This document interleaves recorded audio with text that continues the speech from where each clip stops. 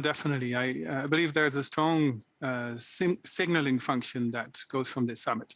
President Biden has clearly said during his campaign, before he became president, that this was going to be a priority during his presidency.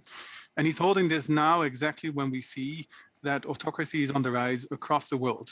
We released a report just before this summit that shows that indeed the trend is no longer upwards, no longer one of more and more democracies, but actually one of more autocracies.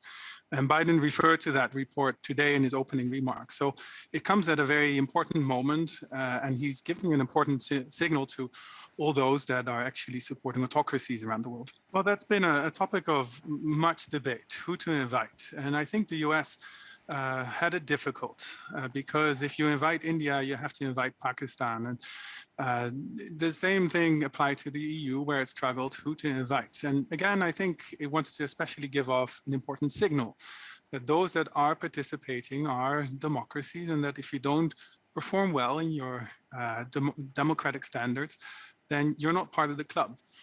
I think he got 95% out of the invitations right. And that is the stuff that we should focus on.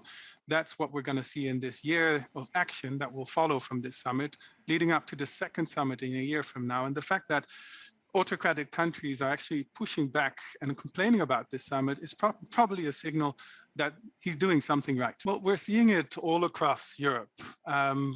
In high-performing democracies such as Germany and the UK, you see that democracy has been eroding in some parts of its democracy, be it the involvement of citizens or how elections are run.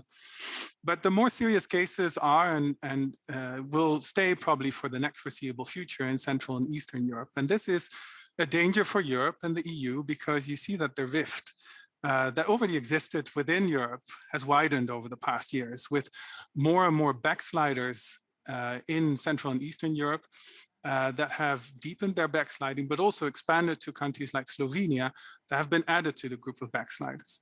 So Europe has to invest in its democracy as well, both at home and abroad.